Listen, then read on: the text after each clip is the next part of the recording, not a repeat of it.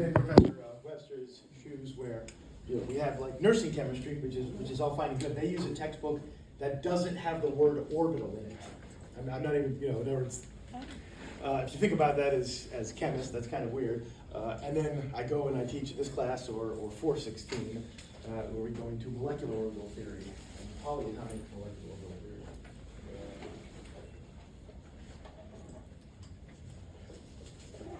We're going to have the quiz at the end of class, in case you're wondering.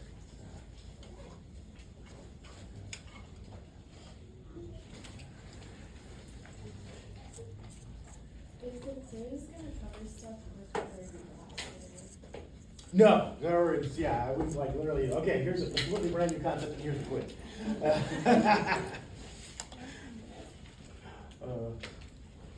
So it'll be, again, things that were covered in Monday and Wednesday's lecture. And of course, things that you've already seen. So basically, the first quiz is just to keep you guys honest. Give you an idea of where you're at. So.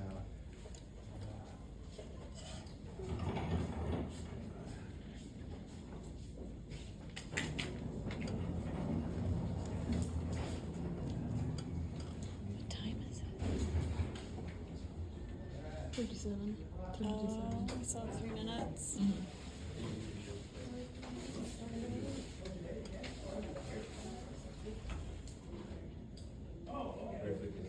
Yeah, are you? Not as good as I wanted to be. No, I did that homework problem, but I just didn't review the questions and look at all that I was studying, so it was really nice. What did you guys do?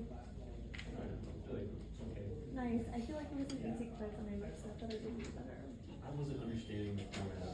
I didn't know. I was just what he was trying to do with the 2 questions. I thought we started turning 2 of our choice, just first 2. No. Oh, because they're easy. Yeah. That doesn't mean So. Okay.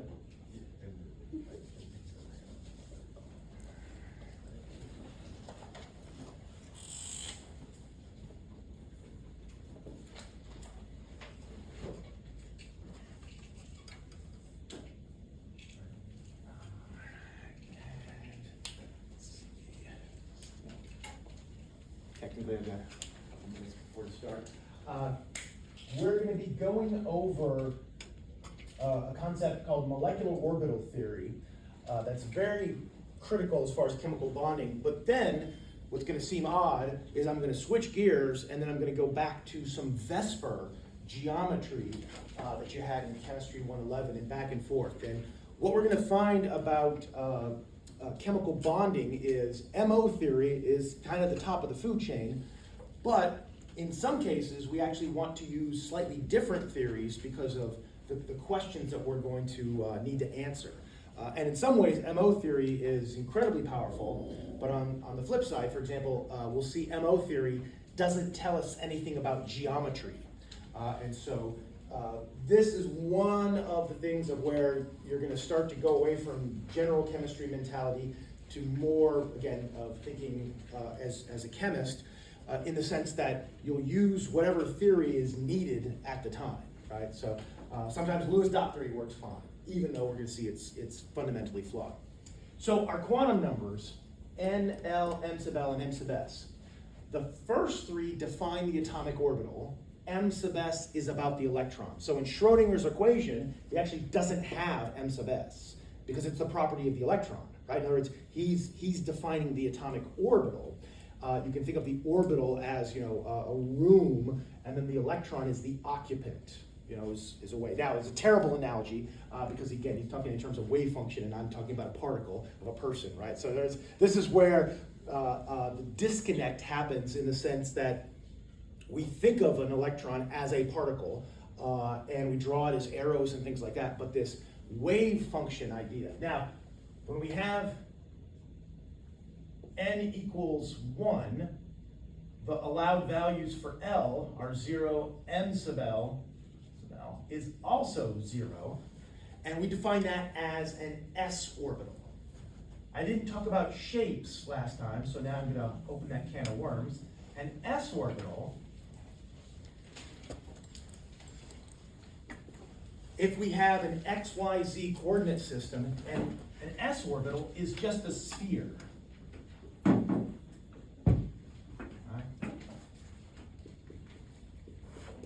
Actually, let me,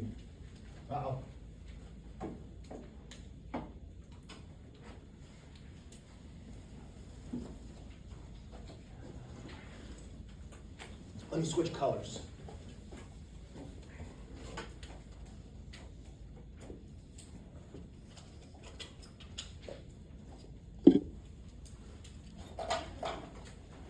And we'll see why in a second. So we have a sphere. It's centered on X, Y, and Z, centered on the origin. It's a wave function. It's a three-dimensional wave. Now, the color, the blue that I'm drawing, represents the phase of the wave. So it would say that it has positive phase. How many nodes would this have? Zero. It's a sphere. Remember, a node, again, if we're looking at a two-dimensional wave, a node is where the wave goes to zero. And those would be nodes. But a sphere in the entire region is going to basically be covered. Now, what this is telling us is that the electrons can be found somewhere within that sphere. Right? We're using probability. Now, depending on how you solve Schrodinger's wave equation, you can solve for a certain probability, certain distance away from the nucleus, and that distance can be anywhere from nanometers to the edge of the universe, because to find 100% probability, you would literally have to go to basically the known universe. So typically when Schrodinger's wave equation is solved, it'd be for 98% probability or 99 or something like that. So our electron is within this region. Now, as we go to higher n values, so we have n equals 2, now L can be 0 or 1. So now we've got two orbitals. We've got our S and we have our P. If I was drawing a 2s orbital, it would simply be larger than the 1s orbital. So there's, as the n value increases, the size increases and its relative energy. But now with P, I'm going to look specifically at this, so L equals 1. What are my allowed values for m sub L? -1, 0, and +1? Exactly, -1, 0, +1. What that's telling you is that there are three possible orientations for the p orbitals. And when the mathematics is solved, what we find, again, using the same relative x, y, and z coordinate system, here,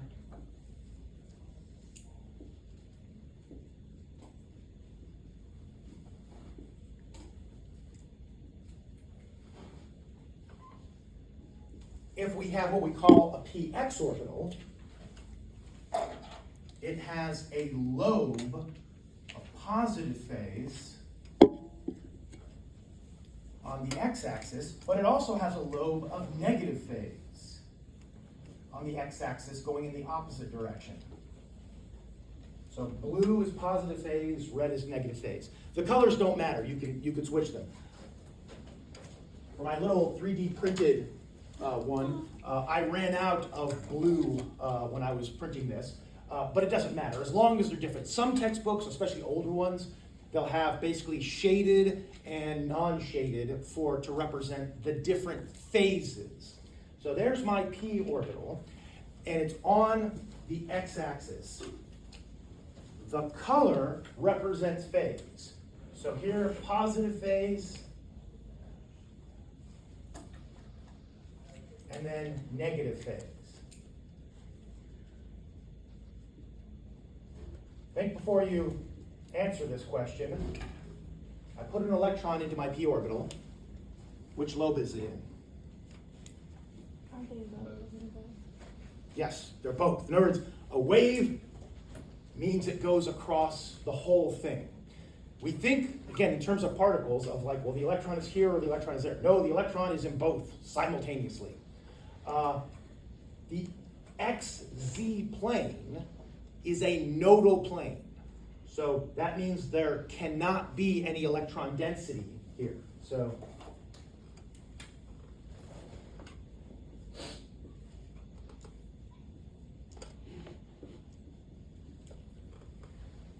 the electron cannot exist in the XZ plane, but somehow it can go from X to negative X with no problems. Right? If you try and think of that in terms of a particle, you'll go crazy, because that's not how particles do stuff. Waves, not a problem, right? Waves propagate. They go from positive phase to zero to negative phase and back and forth and back and forth.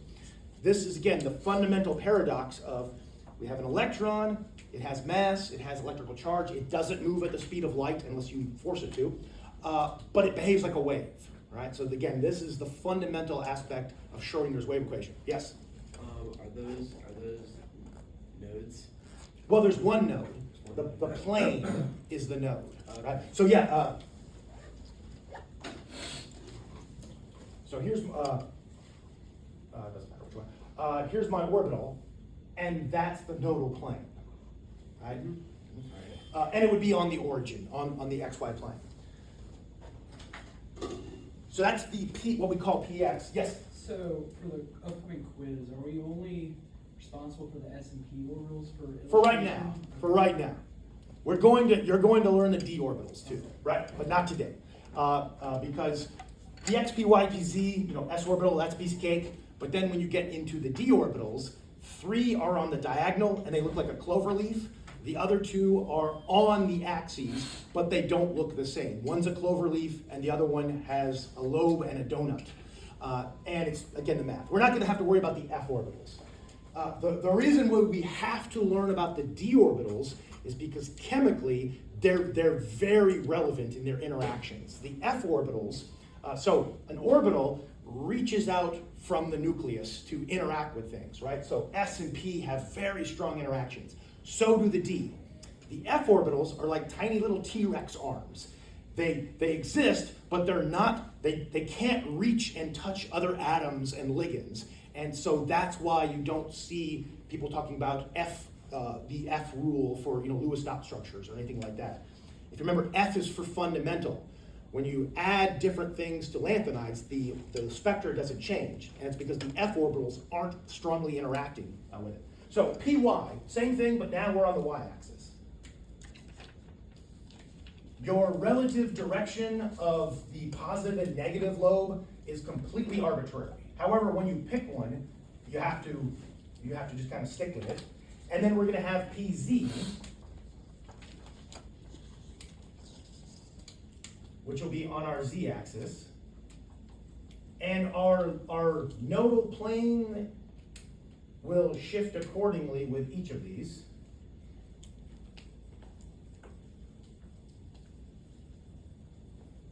Okay. Px, Py, Pz, and an s orbital. Now, again, octet rule, 8. Well, if you have 4 orbitals, you can put 8 electrons in it, right? Because they're 2 electrons each. That's where that comes from. In organometallic chemistry, there's something called the 18 electron rule, where now you're dealing with the d orbital set. And again, we'll get to that as well. Now, these are atomic orbitals. What we need to do next is we need to start having them interact. And see, in Lewis dot theory, you don't really look at that. You just put dots down and then go from there, right? In a slightly more advanced theory on hybridization, right? You all have SP, SP2, and all that. You start looking at it. MO theory, which we're going to start, is where we're going to take atomic orbitals and combine them to make molecules or molecular orbitals.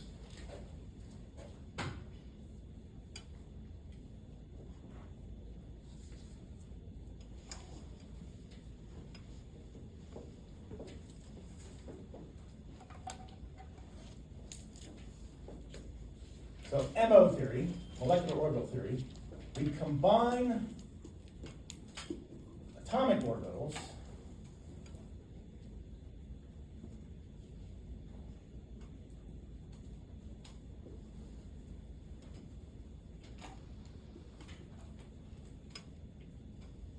produce bonding and anti-bonding.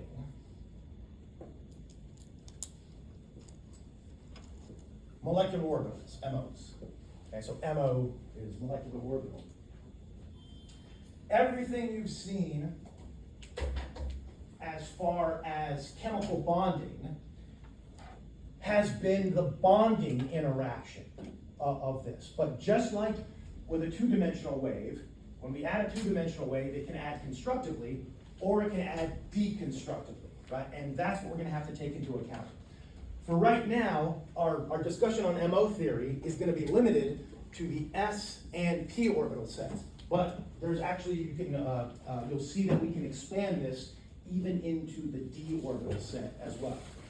So hydrogen, our first molecule, H2. If you draw your Lewis dot structure, right, the line represents 2 electrons, and there you go. But from a theory point of view, well, you know, if octet is kind of the centerpiece, well, that's 2 electrons. 2 is not 8, right? And you get into other things. Now, the way we approach this, what we're doing is we're combining the orbitals first, then putting in the electrons. So as I start drawing this out, don't worry about the electrons. Like I said, they come in afterwards. So if we have 2 hydrogens, all right, so let's say, actually let me draw it graphically. So we've got a hydrogen,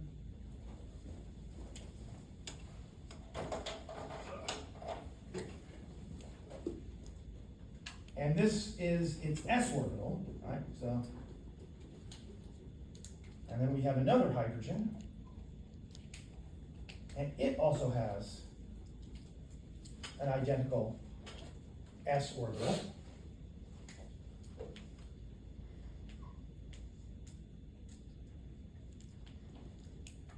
The psi, psi, that's to represent the wave function. So what we'll do is we'll call this hydrogen A, hydrogen B, just to differentiate them. Right now they're atoms. We want to turn them into molecules. So we're going to bring them closer together.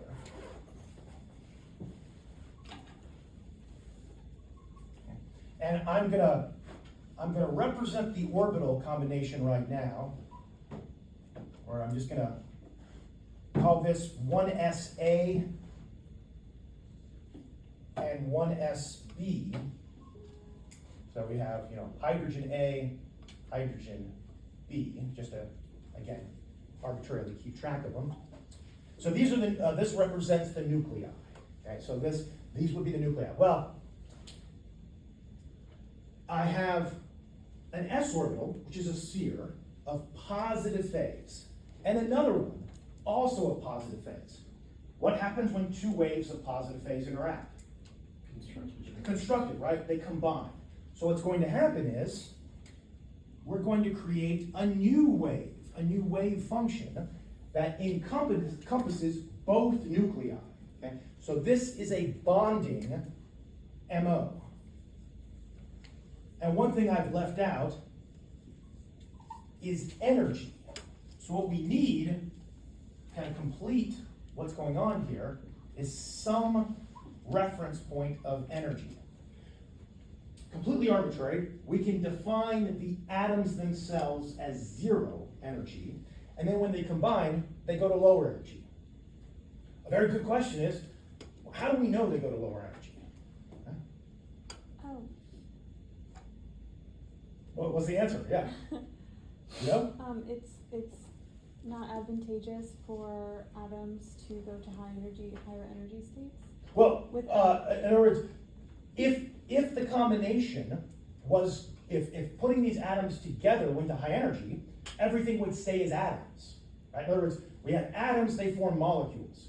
If forming molecules was high energy, we would not have any matter that formed molecules, right? So in other words, fortunately for us, forming chemical bonds is a lower energy state, because otherwise the universe would just be a bunch of random hydrogen atoms and so forth, right? So, and you can measure this, but we can rationalize that to form molecules has to be lower energy than the atoms.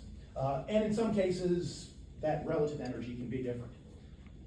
If we add two wave functions together constructively, we can also add them deconstructively. So at higher energy, what I'm doing now is I'm taking these two wave functions, instead of adding them together, I'm subtracting them. Now here's the difference between a two-dimensional wave and molecular orbital theory. The waves don't completely cancel each other out. So what I end up with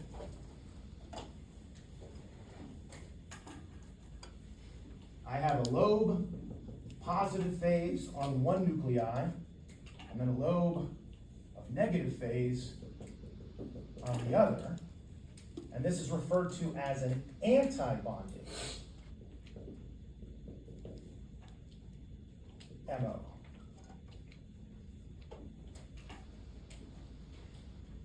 Forgetting about energy for a second,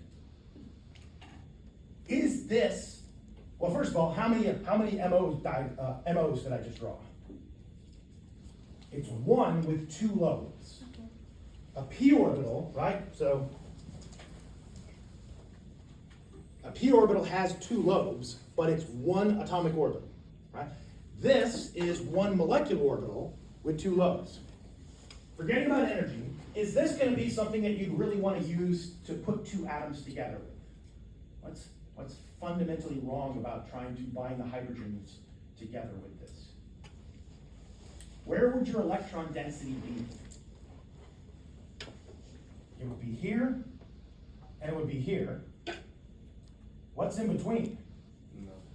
Nothing. A node. This is a nodal plane.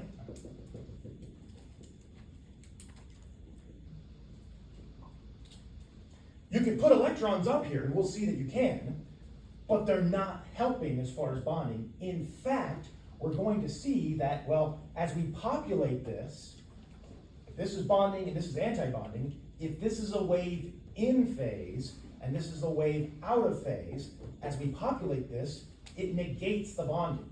So they cancel each other out. Now, in many cases, when you're in Gen Chem or organic, what you're really looking at when you draw a Lewis dot structure is you're looking at the bottom. The MO diagram, or the anti-bonding orbitals, might be empty or partially filled, and you would never know it. But we'll see as these start to fill, that's going to have consequences. Something else that's absolutely critical, even though this is called anti-bonding, we are going to see that it can participate in chemical bonding, which seems like an oxymoron, but it's anti-bonding with respect to hydrogen, the molecule. We're going to see sometimes a molecule can bind to something else, specifically a metal. So we're going to be able to see hydrogen like binding to a metal and having an interaction with those anti-bonding orbitals and other things like that. When I mentioned carbon monoxide binding to iron and hemoglobin, we're going to see that that's actually happening through anti-bonding orbitals. So again, and there's no way to rationalize it using Lewis dot structures, but when you use MO theory, a lot of things start to make a lot more sense. This is kind of a pictorial way of drawing it, which is perfectly fine showing the orbitals, but it's not very practical when you want to start putting in the electrons. So what we do is we simplify this.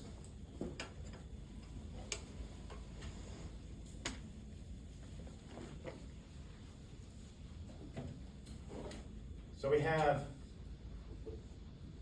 our s orbital, so again, call that hydrogen A. We have our other s orbital, hydrogen B. You can put the subscripts down here, but usually that's not done. Again, there's always going to be a relative scale of energy. The units don't matter, unless you're doing, like, again, computational stuff. Low energy is bonding, and the way we designate bonding is with the symbol sigma. So this would be a sigma 1s bonding orbital. So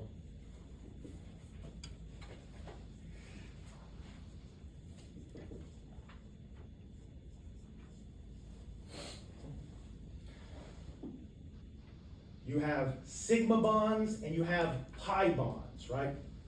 from Gen Chem and Organic? Well, S and P orbitals.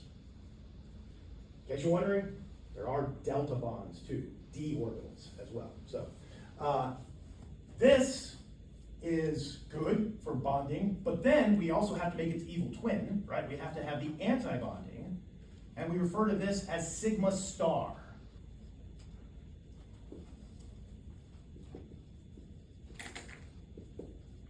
Which of course is anti-bonding.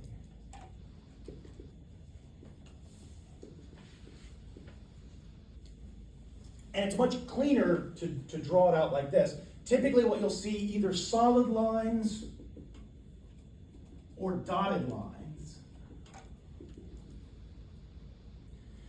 We'll see what your textbook will often do when you have more than one orbital at the same energy.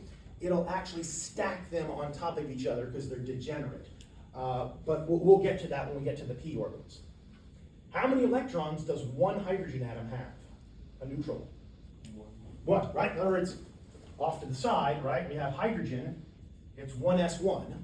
So that means each of these atoms is bringing one electron to the party. So my hydrogen atom is like this. It doesn't matter, I'm going to actually draw them both with spin up, just to make a point.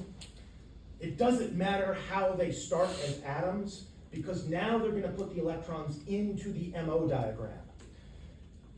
It's very important to be methodical with your bookkeeping, because if you don't erase the number of electrons that are in the atomic orbitals when you put them in, you can double count, and so forth. So we have one electron here, one electron here.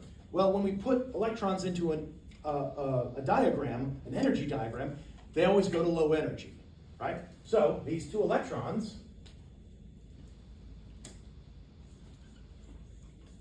are going to go into the bonding orbital. Now here's the thing, we're going to use exactly the same rules for MO diagrams as we do for atomic orbitals. And what I mean is the Pauli exclusion principle. We can't have two electrons with the same four quantum numbers. Hund's rule as far as pairing them and so forth. So everything you've learned about atomic orbitals also corresponds for molecular orbitals. In other words, Aufbau principle. We start at the bottom and work our way up. The way we would analyze this, two things. We have two electrons and they're paired. So is this going to be paramagnetic or diamagnetic? Diamagnetic. Diamagnetic. An MO diagram can give you the information to tell you, is something paramagnetic or diamagnetic?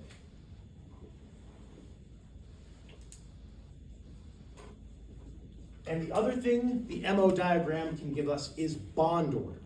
And the way we calculate bond order, it's 1/2 of the electrons in bonding minus the electrons in anti-bonding. So in this case, it's trivial because that's a 0.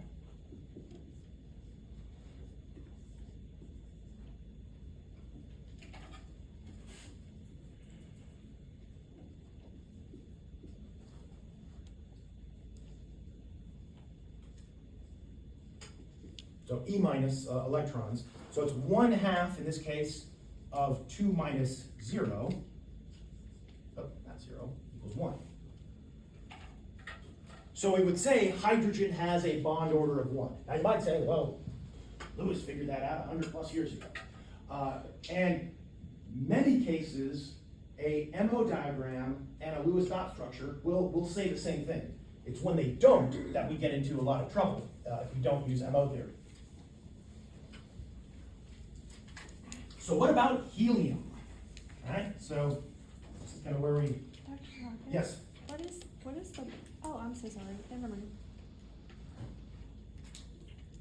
And again, bond order comes back down to single bond, double bond, triple bond, etc.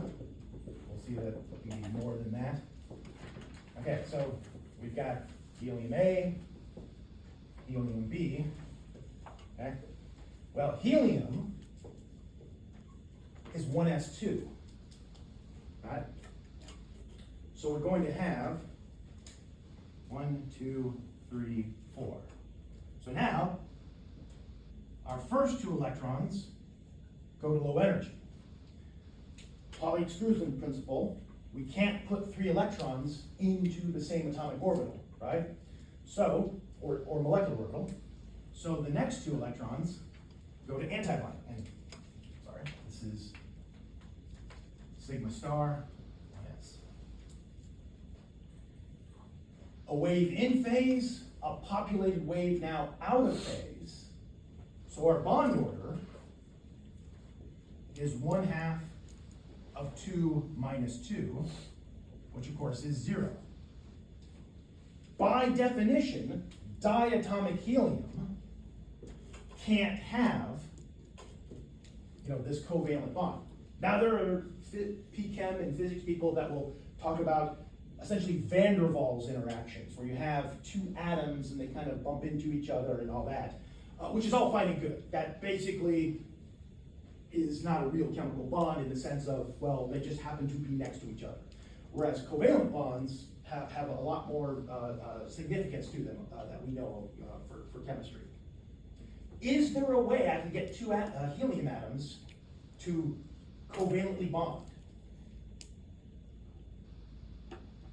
No, according to this, no. According to this, no, if it's neutral. But what if we make this species? What if we make diatomic helium the cation +1, right? We can ionize it, we can knock off an electron.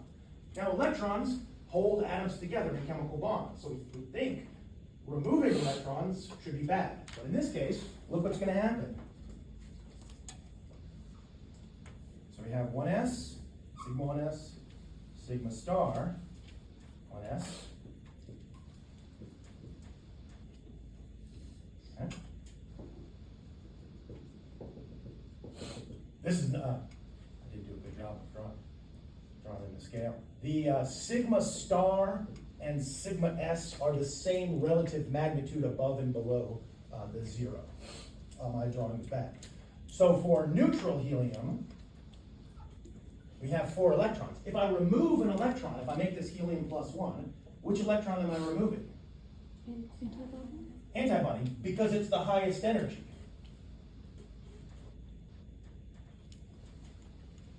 First of all, if you notice, I calculated bond order of 0. I didn't ask you if this is paramagnetic or diamagnetic, simply because if it's bond order of 0, it doesn't really exist. But what's this bond order now? It's going to be 1/2.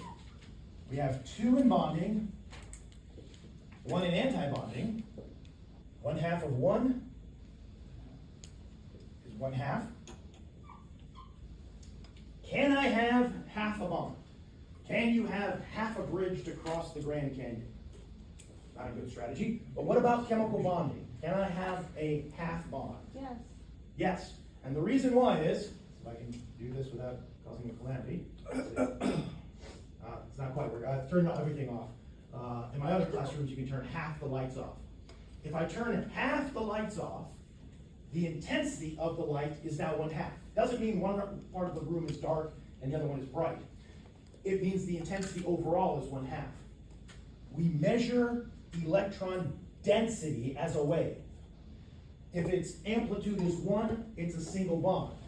If its amplitude is 1/2, it's a chemical bond of 1/2 the amplitude, or 1/2 the strength. Diatomic helium cation +1, this does chemically exist. It's not very stable, kinetically and thermodynamically, that's a whole other story, but this can actually be observed, this can be made. So a non-zero bond order, it means that species exists. Okay?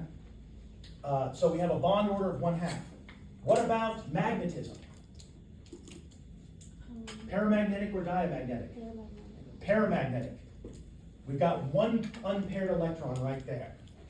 So if you were a researcher and you were trying to make this species, you would expect it to be attracted to a magnetic field strongly, or you'd expect it to be paramagnetic. If you isolated what you thought was this and it was diamagnetic, well, obviously it's wrong. At the end of the day, a molecular orbital diagram will give you bond order, and it'll tell you the electron configuration of that species, and so you can get this paramagnetic or diamagnetic information from it. We'll see for larger molecules, it's not going to tell us shape. Vesper, is required for that and so forth. But we're going to see the information from MO diagrams is important. Now, just for fun, try and draw the Lewis dot structure of this species, and you'll lose your mind, because this is what the Lewis dot structure would look like. Right? So we'd have helium, and then you'd have to do something like that, right? In other words, does that make any sense whatsoever with all the chemistry you've ever seen? No, of course not. I mean, would you do this? In other words, that's the kind of ridiculous stuff you have to do. And the reason why is Lewis theory is not based on the quantum numbers. It's not based on quantum mechanics. It's based arbitrarily on what the empirical data that was known at the time. So for these kind of species, Lewis structures just go out the window.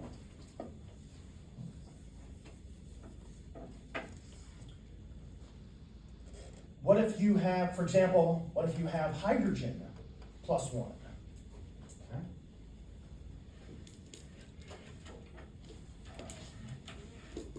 All right, so I'd have my sigma 1s, sigma 1s, superstar, sorry.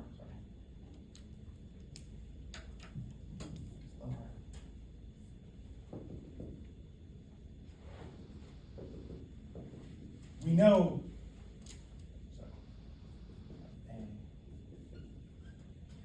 we know neutral hydrogen looks like that, but if it's plus 1, we remove one of the electrons, and in this case, we would also get a bond order, 1/2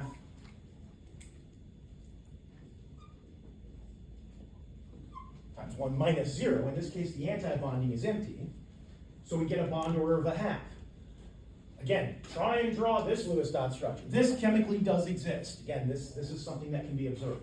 Now, for many of these compounds, when I say it chemically exists, it might be something that can only be observed in like a GC mass spec. In other words, it has to be ionized and so forth, but it still chemically exists. So if you tried to draw this Lewis dot structure, right, it would look like that, because there's only one electron, right? In other words, but that doesn't make any chemical sense, but it's what is actually observed. Is this bond order of 1/2 a chemical bond? And the answer is yes. However, because its amplitude is lower, what we would expect is the bond strength to be also lower.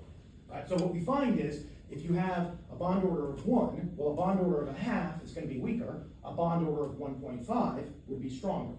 Right? So this is something that we'll be looking at. But now you'll be looking at your quiz. That's what's going to happen. All right. There's a periodic table on the back. There are sets of quantum numbers for some of these problems. Again, should be pretty self-explanatory.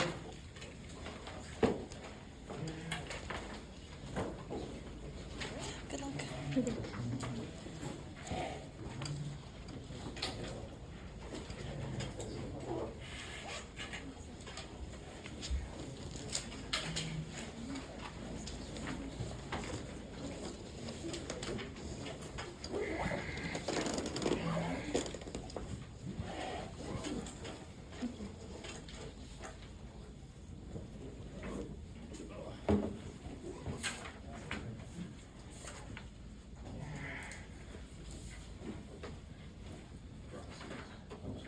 Special one. All right, yes. 416 edition.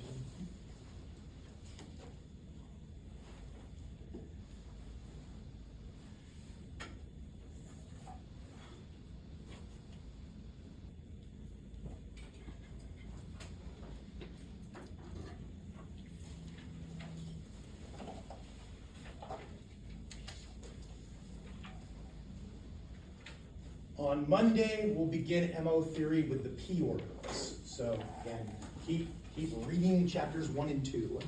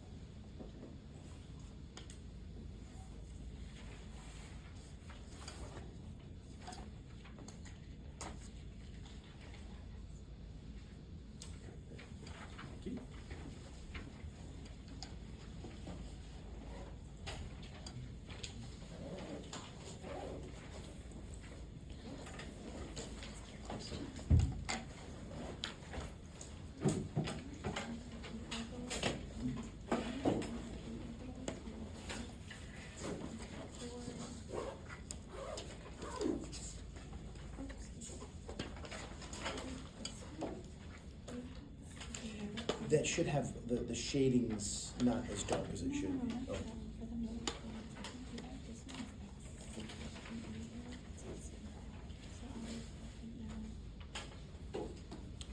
Yeah, well, it depends on which orbital we're talking about, because it's gonna change for each orbital.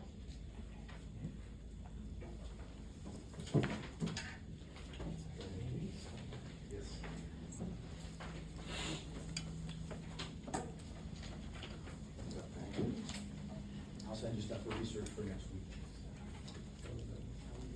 Yeah.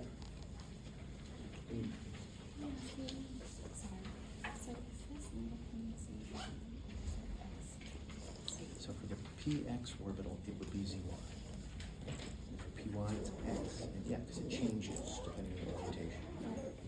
Okay, so these